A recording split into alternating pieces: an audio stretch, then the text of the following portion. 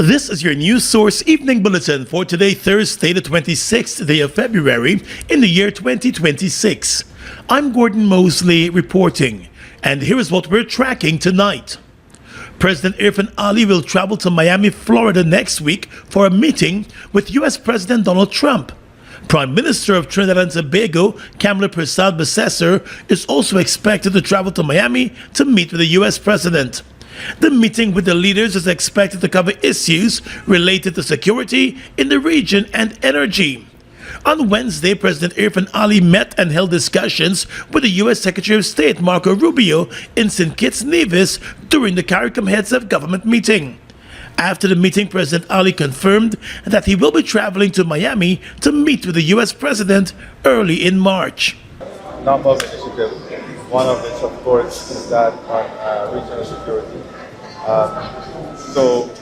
Over the last couple of years, we've been engaging on strengthening our bilateral relationship in terms of security, and what the U.S. administration is having in Miami, as you alluded to, is a meeting on security matters that is convened by President Trump.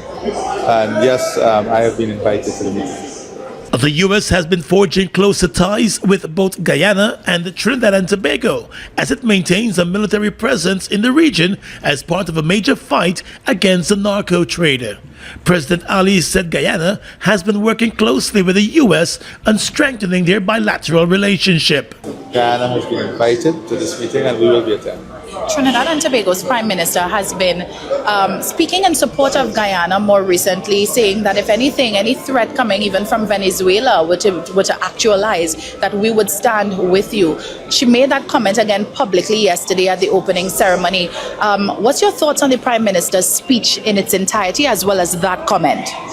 Well, I'm not commenting on individual speeches and so on. What I would say is that our duty as leaders is to ensure we work hard in the interests of our citizens, in the interests of our countries, and in the interests of the region. Guyana and Trinidad and Tobago are the only two CARICOM states that have been invited to the meeting with the U.S. President. While many CARICOM leaders have been openly critical of the U.S. military presence in the region, the President of Guyana and the Prime Minister of Trinidad and Tobago have been supportive of the ongoing intervention by the U.S. military, which has led to a number of suspected drug traffickers being killed while traversing the seas, and the capture and removal of the Venezuelan President Nicolas Maduro from his country. He is now in the U.S. facing drug trafficking and other charges. More news coming up in just a moment. It all starts with one. Maybe it's one look, you know the one, or one touch, even one word. I can start with one step, or one promise, one thrill, one first time, one deep breath, one leap of faith, one day to remember, or one night to forget. One moment, so many stories that make up one crazy, average, everyday, fabulous life. We get one life, just one. Make your move. It all starts with one. Deck the halls with Bowser. This is your time. Yeah, but we didn't get all we needed last Christmas, and now we can. Republic Bank Cash Bonanza. Let's renovate our home and purchase appliances. And plan a trip with the kids. Or buy a new car. Republic Bank Cash Bonanza. Same day approvals. Apply in person or safely online. Plus a chance to win lots of prizes. This is your time to get what you need. Republic Bank Cash Bonanza.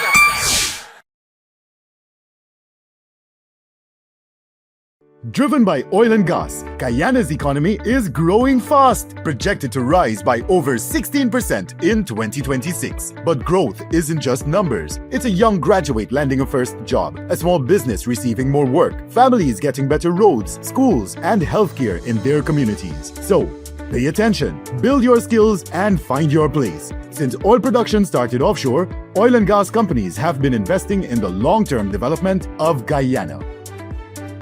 For more updates, visit www.oilnow.gy. Celebrate with us at Courts. We have what you need at the biggest season sale. Save with great deals and huge savings on select items store-wide. Get unbeatable values on TVs, new arrivals in furniture. Save on select bedroom sets, large appliances, free gifts, and much more. Shop now, pay later. Get huge savings this season, only at Courts. Bringing value home. Offers end February 28, 2026. Conditions apply. Star Rentals is expanding, and we're hiring truck drivers. If you have a valid driver's license and a minimum of 5 years driving experience, we want to hear from you. Join a growing professional company offering attractive wages and benefits and a positive work environment. Apply in person at 21 Craig Street, Campbellville, Georgetown, or call 592-2263-020 today. Star Rentals, we've got you covered. We are so excited to invite you to the Impact Guyana Crusade, a powerful night of hope, healing, and transformation. This special event takes place on Saturday, March 7th, 2026 at 6:30 p.m. at the Providence National Stadium. The official guest will be Evangelist Stephen Evans from the USA, who will be ministering in the power of God. Minister Samuel Meadows will also be in the house, and we believe this will be a night you will never forget. Come expecting powerful miracles, healing for the sick, freedom for the depressed, and life-changing encounters with Jesus Christ. This is your moment to experience hope, restoration, and the transforming power of God. Bring your family, neighbors, and friends. Invite everyone you know and come out in great numbers as we gather together to believe for a mighty move of God in our nation.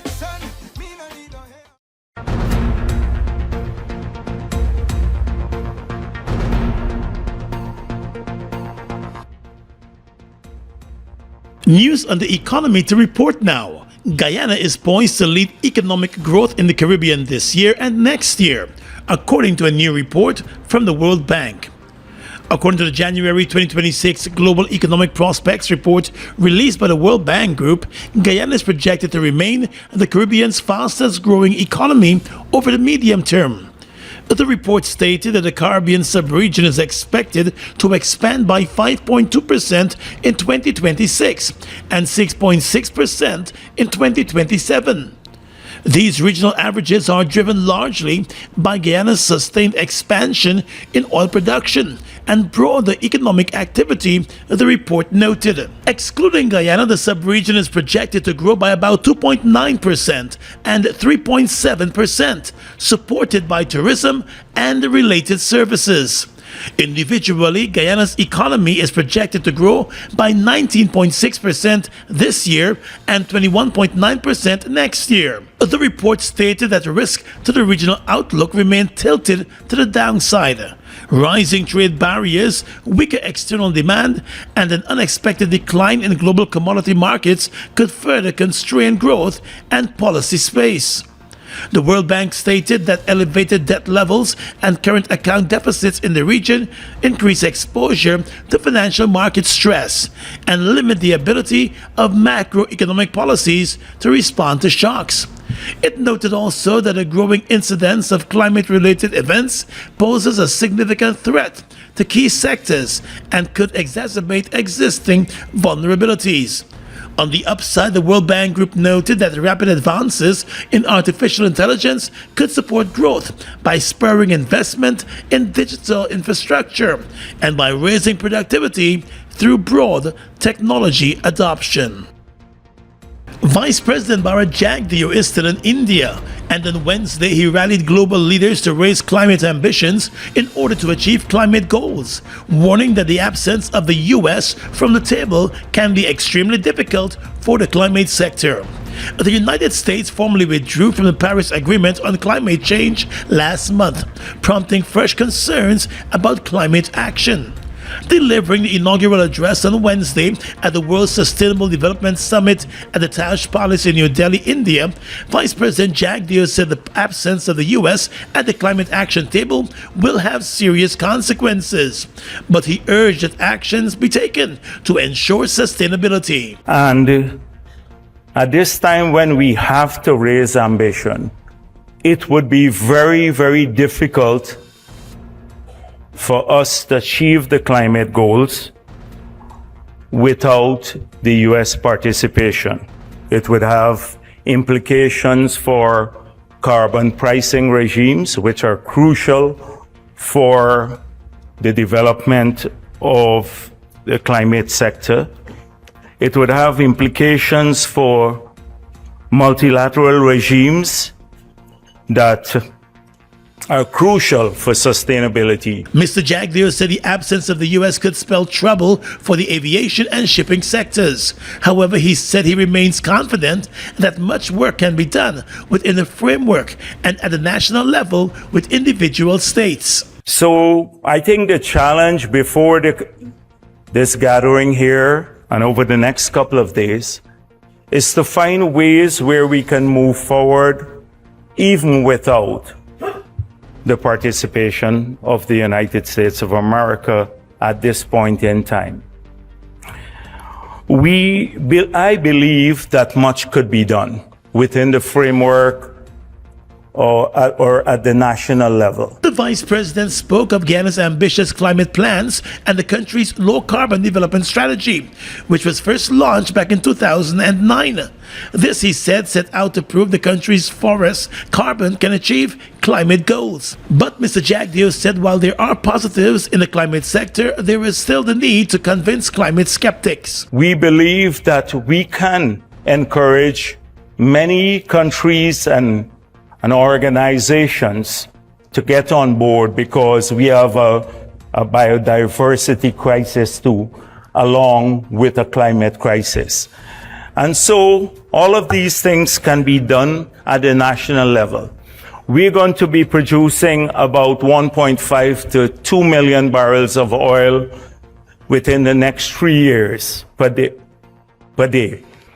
And so we want to prove that you can do that and still have a sustainable strategy within the country. The Vice President also called for the integration of artificial intelligence in national planning, saying that with a change in technological spaces, nations, especially in the global south, must seek to quickly adapt to those changes.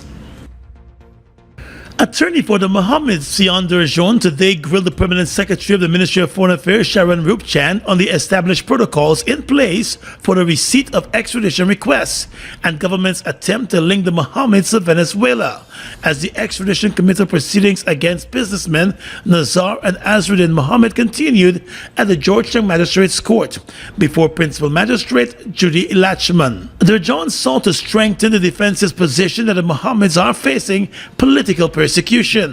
Those arguments go to the heart and soul of our case, and we've never one day wavered in the argument and the submission that these extradition proceedings are politically motivated, and they have no other proper motivation. The attorney suggested to the court today, as he cross-examined Rupchan, that the Ministry of Foreign Affairs went against established practice in the processing of the extradition requests from the U.S.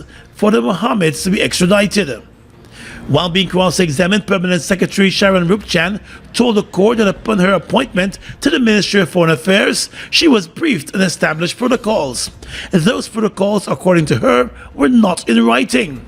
She told the court that based on the established protocols, extradition requests are received by the Ministry of Foreign Affairs through the Office of the Permanent Secretary, and in her absence, the head of the ministry's Legal Affairs Department.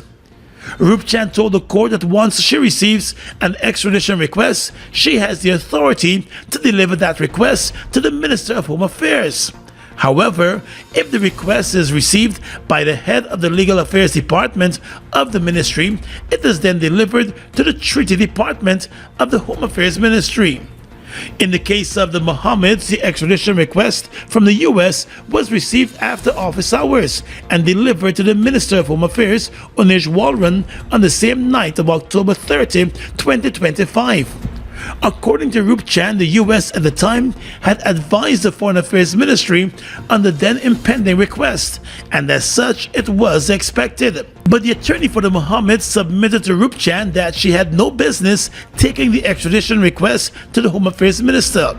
He suggested to her that the request ought to have been received by the head of the Legal Affairs Department, processed and submitted to the Treaty Department of the Ministry of Home Affairs. But Rup Chan rejected the assertions. Outside the courtroom, Dear John told reporters that he had evidence to show that the protocols were not followed in the case of the Mohammeds. Something as important as extradition documents ought to follow one consistent process, one protocol. These protocols ought to be set out in the very least in writing even. What the witness has come today to tell us is that the protocols aren't in writing. Somebody told her word of mouth, and it's carried on by word of mouth, almost like an old wives' tale. And that we have evidence that in other extradition cases, the chain of custody of these documents is completely different. It does not go from embassy to PS to minister. There is another method by which it has to be dispatched. In an attempt to show variation in the handling of extradition requests, the defense attorney in the courtroom pointed to the recent case of Ronley Floyd Bino, who is also facing extradition to the U.S. for alleged acts of fraud. The attorney submitted to the court that while the Mohammed's extradition request was processed within hours, including the approval for the authority to proceed, Bino's request took approximately 4 months to process. The extradition request from the U.S. in the case of Bino was received by the Foreign Affairs Ministry in early November of last year. However, additional documents were sought from the U.S., and it was not until February of this year that the matter reached the court. Rup Chan told the court that she did not receive that extradition request, and it was the head of the Legal Affairs Department that dealt with that and transferred it to the Treaty Department of the Home Affairs Ministry. Rup Chan was also questioned on meetings that the Minister of Foreign Affairs, Hugh Todd, reportedly had with U.S. Marshals and U.S. law enforcement officers before the extradition request for the Mohammeds was submitted to the government. She testified that she had no knowledge of those meetings. The defense attorney also spent a considerable amount of time questioning PS Rup Chan on statements made by the Foreign Affairs Minister, linking the Mohammeds to Venezuela, in particular the Nicolas Maduro regime, and the hiring of lobbying firms. However, while the permanent secretary said she knew of the contractual agreements with the U.S. lobbying firms, she said she had no knowledge of statements made by the foreign minister connecting the Mohammeds to the Maduro regime in Venezuela. Although the Foreign Affairs Ministry had issued a statement on the issue in October 2025, ahead of the receipt of the extradition request for the Mohammeds. The defense later made an application for all documents relating to the hiring of the lobbying firms and communication with regards to the Mohammeds to be disclosed in court. But the magistrate refused the application, indicating that disclosures have already been completed. The case will continue on the 12th of March, when Rup Chan is expected to return to the witness box. Deck the halls with Bowser. This is your time. Yeah, but we didn't get all we needed last Christmas, and now we can. Republic Bank Cash Bonanza. Let's renovate our home and purchase appliances. And plan a trip with the kids. Or buy a new car. Republic Bank Cash Bonanza. Same day approvals. Apply in person or safely online. Plus a chance to win lots of prizes. This is your time to get what you need. Republic Bank Cash Bonanza.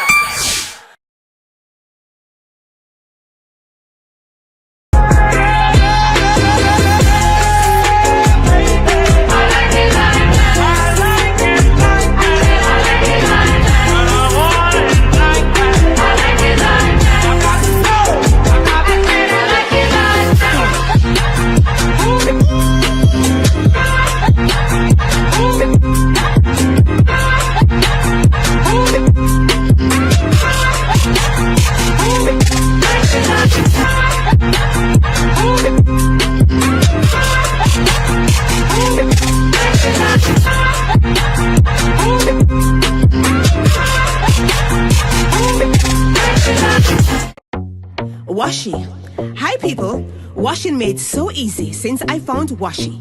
Washing me use wash me clothes and I can say Washi soap powder wash clothes so nice. Washi soap powder leave your clothes color bright. Washi soap powder leave me clothes smelling nice, of course.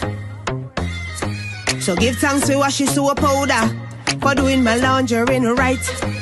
Keep my clothes color bright, have my clothes smelling nice for sure. I could not ask for more. Comes in lemon and original. It is a washing machine in a pack. Washi soap powder wash clothes so nice. Washi soap powder leave your clothes color bright. Washi soap powder have my clothes smelling nice, of course. Distributors located in the Starbrook Market. We are so excited to invite you to the Impact Guyana Crusade, a powerful night of hope, healing, and transformation. This special event takes place on Saturday, March 7th, 2026 at 6:30 p.m. at the Providence National Stadium. The official guest will be Evangelist Stephen Evans from the USA, who will be ministering in the power of God. Minister Samuel Meadows will also be in the house, and we believe this will be a night you will never forget. Come expecting powerful miracles, healing for the sick, freedom for the depressed, and life-changing encounters with Jesus Christ. This is your moment to experience hope, restoration, and the transforming power of God. Bring your family, neighbors, and friends. Invite everyone you know and come out in great numbers as we gather together to believe for a mighty move of God in our nation.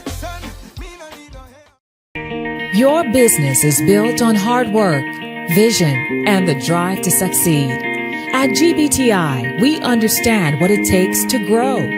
That's why we offer Grow, a small business service designed to help your business expand, adapt, and reach its full potential. From new opportunities to new milestones, we're here to support you every step of the way. Grow from GBTI. Progress starts here. Guyana, get ready. Furthermore, in collaboration with Box and Falls NDC presents the most anticipated weekend of the year. It's Box and Falls March Weekend 2026. We're kicking things off Thursday, March 5th with Jumpstart at Melanie Market Square. Then Friday, March 6th, we're taking it to the street for Fete on the Line on the Box and Line top. But wait, are you ready for the big one? Saturday, March 7th, it's Wet and Dirty Juve at the Boxing Ground. Listen close. Just by passing through the gate with your ticket, you can win a brand new car. Yes, you heard right. A brand new ride is up for grabs. And on Sunday, March 8th, we're closing the streets for Boxing Falls and Marshall Road. Join the road trip from Falls all the way to Boxing Line top. It's pure vibes, pure energy, pure mushroom. For more info, call Father Moe at 669-6626 or 624-0077. Boxing Falls March Weekend 2026. You don't want to miss it. Tell them now we're ready for the ride.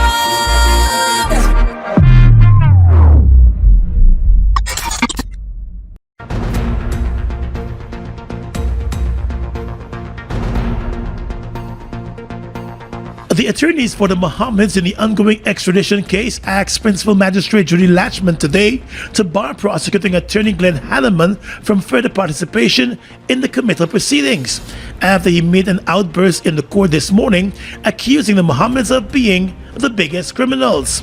The incident unfolded while defense attorney Sion Durjon was cross-examining Permanent Secretary of the Ministry of Foreign Affairs Sharon Rupchand on the established protocols at the ministry with regards to the receipt of extradition requests. As he sought to establish the defense team's position that the foreign ministry went against the established practice in the handling of the extradition request, Hanneman heckled that he is the biggest criminal, in direct reference to Azruddin Mohammed.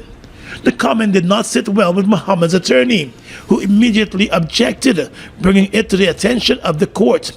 Hanneman, while admitting that he made the comment from the bar table, told the court that it was not meant for public consumption, a position he maintained outside of the courtroom. I find it very funny. Why so? Why blurt out though? It is Well, the biggest criminal. You were in court? You heard me say? Well, yes. Okay. It wasn't meant for public consumption. I was speaking to my colleagues at the bar table. Mr. Hanneman also told reporters that the Mohammeds have been charged with serious crimes, and that's no secret. The reason that I agreed to take on this prosecution is that having regard to the evidence in this case, what we're dealing with here is a family that's accused of, and there's compelling evidence to suggest that they are a criminal network at a large scale and for a long time. So that's the reason I agreed to it, because I believe the evidence. Immediately after the incident, Magistrate Latchman cautioned the attorneys, but Dorjon later made an application to the court for Hanneman to be barred from further participation in the case, explaining that the prosecuting attorney ought to have known better and conduct himself appropriately. Dorjon told the court that whether or not it was meant for public consumption, the comment gives insight into what he called the poisoned mind of the prosecutor. The defense attorney said there is case law which indicates that when a prosecutor acts in such a manner, he ought not participate in the case. Magistrate Latchman has asked the defense to make a written submission in support of its application for Hanneman to be barred from the case. Hanneman has vowed to challenge any such application. In the aviation sector right now, the Guyana Civil Aviation Authority has announced that it is probing two separate incidents that occurred this morning at the Matthews Ridge Airstrip in Region 1. A section of the airstrip is currently under construction. In a statement, the civil aviation body said the first incident occurred at approximately 7:55 this morning and involved a Cessna 208 Caravan operated by Jags Aviation. The second incident occurred at just around 8:15 this morning, and that incident involved an Air Services Limited Cessna 208 Caravan. Early investigations have indicated that in the first incident, the Jags Aviation aircraft sustained a puncture to its left landing gear tire while maneuvering in the parking lot. In the other incident, the Air Services aircraft landed on the prepared surface and overran that surface onto the unprepared surface, which resulted in a punctured tire on the left landing gear. In both incidents, there were no reported injuries, nor was there any significant damage to the aircraft, the Civil Aviation Authority said. The Civil Aviation Authority reminded that the government of Guyana, through the GCAA, had issued a notice to airmen advising pilots to exercise heightened caution during approach, landing, and takeoff at the Matthews Ridge runway, which is currently undergoing upgrades. The notices are read by the pilots during the pre-flight for their awareness, the body said. The Guyana Civil Aviation Authority said it remains steadfast in its commitment to conducting a thorough investigation of the two incidents to uphold the highest standards of aviation safety. A very sad and troubling story to report right now. A post-mortem examination conducted on the body of a 14-year-old girl who died 1 month after giving birth found that she suffered from heart failure and anemia, which have been listed as the cause of her death. The Guyana Police Force reported today that a post-mortem examination was conducted this morning on the remains of Elena Pritram of the Essequibo Coast. The young girl was found unresponsive in her room on Monday and rushed to the hospital, where doctors pronounced her dead on arrival. Family members said she gave birth to a baby back in January and the delivery was safe. It is unclear whether she had any complaints after the delivery and whether the pregnancy may have impacted her body. The Guyana Police Force said investigations into the girl's death are ongoing. There are also reports that investigations surrounding her pregnancy at 13 years old are also being conducted.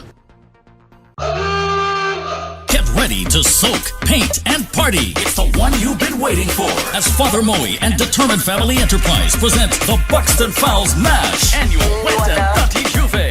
It's back! Saturday, March 7th, we're taking over the Buxton ground for the ultimate Juve experience. No weapons, no bottles, just pure vibes. And listen to this, every ticket gives you a chance to win a brand new Toyota Axio. Drive away in style for just being part of the madness. Plus many other fantastic prizes too. Lock in your spot now. Super Early Bird, only $2,500. Early Bird, $3,000. And at the gate, $4,000. Wet and Nutty Juve. Be there to win it, wear it, and Get Dirty, March 7th at Buxton Ground. This event is powered by Ministry of Culture, Youth and Sport, Ministry of Tourism, Star Party Rental, ENET, 94.1, Boom FM, Glucose, Heineken, Hennessy, Tropical Rhythm, Rush Energy Drink, Magnum Tonic Wine, Pro Graphics, Fireside Sweets and Fireside Grill and Chill, RTC number 4, iCool and Jacobs, Jewelry and Pawn Shop, the Buxton Fowls Mash, Annual Wet and Dirty Juve, March 7th. Don't miss it. Please drink responsibly.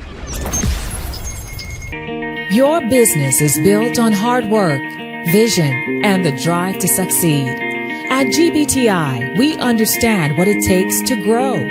That's why we offer Grow, a small business service designed to help your business expand, adapt, and reach its full potential. From new opportunities to new milestones, we're here to support you every step of the way. Grow from GBTI. Progress starts here. Fruitopia, Fruitopia, it's a drink that's hype. Citrus punch, fruit punch tastes nice. Guava, pineapple, that give me a vibe. We no want nothing less compared to the rest. Fruitopia the best. Quench any thirst when it comes to the test. Perfect thing for my lunch. Flavors pack a punch. Fruitopia, Fruitopia, it's a drink that's hype. The citrus punch, fruit punch tastes nice. Fruitopia, the drink that rocks your lunchtime. Guyana's economy is rapidly transforming, and we're all part of it. Guyana is at the forefront of this development by providing reliable and efficient energy and supporting community development from the very core. 100% of Guyana's profit goes back to building schools, roads, and other important infrastructure that connects our cities and towns, providing fuel to domestic, marine, industrial, and aerial transportation. Guyana has now repositioned itself as a market leader in the petroleum industry, building a better future for all of us.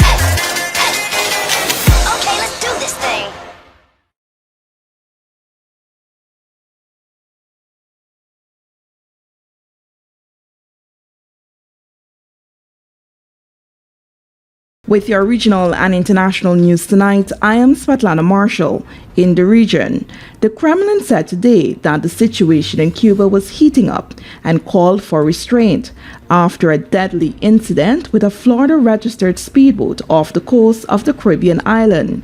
Cuban forces killed 4 exiles and wounded 6 others who sailed into Cuban waters aboard a speedboat on Wednesday and opened fire on a Cuban patrol in what Russia condemned as an aggressive provocation by the United States at a time of heightened tensions with Washington.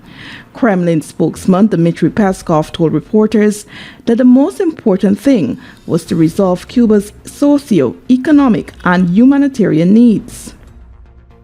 According to Trinidad Guardian, Trinidad Cement Limited, TCL, has advised the Trinidad and Tobago Stock Exchange that its subsidiary Ready Mix West Indies Limited, RML, will permanently shut down its aggregates and ready mix operations with effect from March 31, 2026.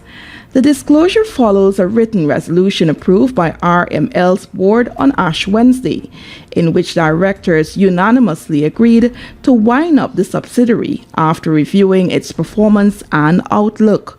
Responding to queries Wednesday in a statement, TCL said the decision follows an extensive business evaluation initiated in response to decreased sales escalating operational costs and increased capital expenditure requirements that have adversely affected the company's profitability. The company disclosed that the closure will result in redundancies, with all RML employees to be separated by March 31. Management indicated that the transition process will be handled in keeping with applicable labor legislation and that affected workers will receive guidance and support during the separation period. And finally tonight, international news. U.S. and Iranian officials have made significant progress in high-stakes nuclear talks in Geneva, the Omani foreign minister has said, though the chances of a deal that could avert a war remain unclear. The mediator said the two sides plan to resume negotiations soon after consultations in their capitals, and technical level discussions will take place next week in Vienna.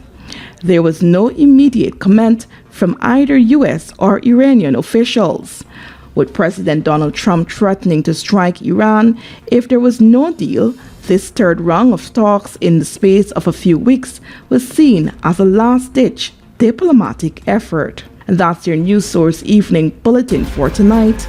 I'm Svetlana Marshall, wishing you a pleasant evening.